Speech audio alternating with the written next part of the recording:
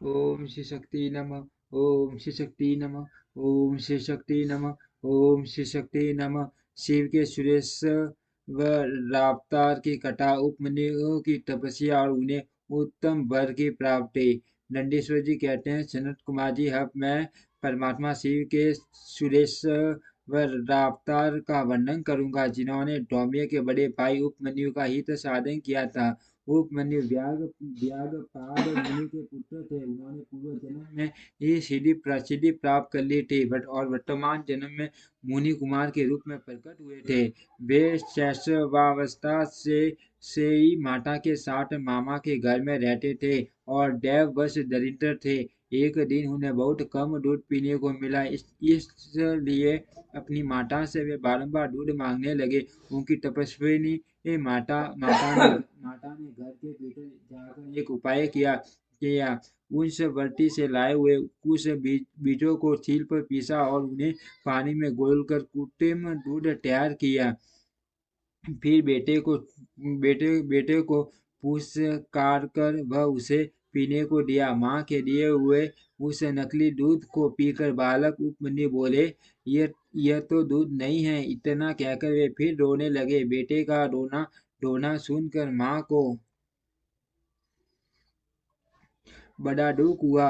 अपने हाथ से उपमन्यु की दोनों आंखें पोंछ कर उनकी लक्ष्मी जैसी माता ने कहा, बेटा, हम लोग सदा वन में निवास करते हैं, हमें यहाँ दूध कहाँ से मिल सकता है। भगवान शिव की कृपा के बिना किसी को दूध नहीं मिलता। वत्स, पूर्व जन्म में भगवान शिव के लिए जो कुछ किया है, वर्तमान जन्म में वही मिलता है। माता की यह बात सुनकर उपमन्यु ने भगवान शिव की आराधना करने का निश्चय किया। वे तपस्या के लिए हिमालय के पर्वत पर गए और वहां वायु पीकर रहने लगे।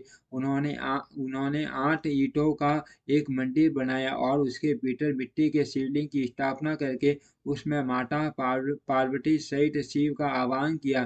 तत्पश्चात जंगल के पत्र पुष्प आदि ले आकर भक्ति भाव से पंचाक्षर मंत्र के उच्चारण पूर्वक सांब शिव की पूजा करने लगे। माता पार्वती और शिव का ध्यान करके उनकी पूजा करने के पश्चात वे पंचाक्षर मंत्र का जप किया करते थे।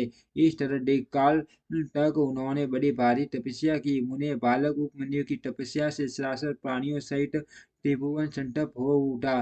तब देवताओं की प्रार्थना से उपमन्यु के भक्ति भाव की परीक्षा लेने के लिए भगवान शंकर उनके समीप पधारे। उस समय शिव ने देवराज इंद्र का, पार्वती ने शशि का, नंदीश्वर वृषभ ने ऐरावत हाथी का तथा शिव के गणों ने संपूर्ण देवताओं का रूप धारण कर लिया।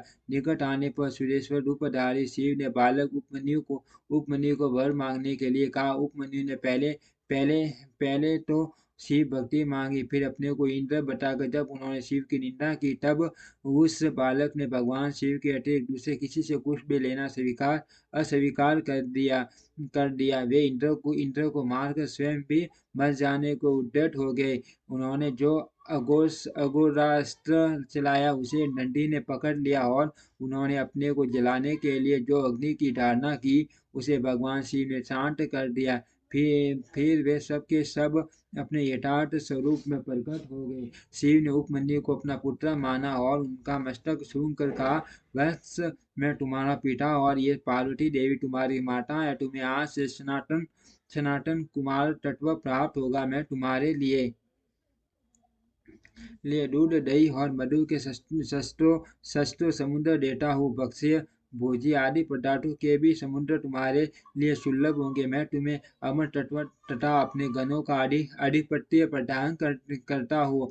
ऐसा कहकर शंभु ने उपमन्यु को बहुत से दिव्य वर दिए। पाशुपत ज्ञान तथा व्रत योग का उपदेश किया, प्रवचन की शक्ति दी और अपना परम पद अर्पित किया। फिर दोनों हाथों से उपमन्यु को हृदय से लगाकर उनका मस्तक छूंगा और देवी पार्वती को सौंपते हुए कहा, यह तुम्हारा बेटा है। पार्वती ने भी बड़े प्यार से उनके मस्तक पर अपना कर कमल रखा और उन्हें अक्षय कुमार पद प्रदान किया। शिव ने संतुष्ट होकर उनके लिए पिंडीभूत एवं अविनाशी साकार शील सागर प्रस्तुत कर दिया। साथ ही योग समृद्धि ऐश्वर्य नित्य संतोष अक्षय ब्रह्म विद्या तथा उत्तम समृद्धि प्रदान की। उनके कुल और गोत्र के अक्षय होने का वरदान दिया और यह भी कहा कि मैं तुम्हारे इस आश्रम पर नित्य निवास करूंगा। इतना कहकर भगवान शिव अंतर्ध्यान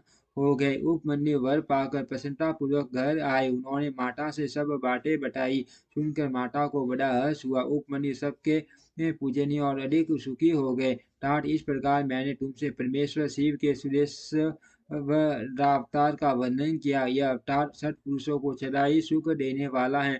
सुरेश व अवतार की यह कथा पाप को दूर करने वाली तथा संपूर्ण मनोवांछित फलों को देने वाली है। जो इसे भक्ति पूर्वक सुनता या सुनाता है वह संपूर्ण सुखों को भोग कर अंत में भगवान शिव को प्राप्त होता है। ओम श्री शक्ति नमः। ओम श्री शक्ति नमः। ओम श्री शक्ति नमः।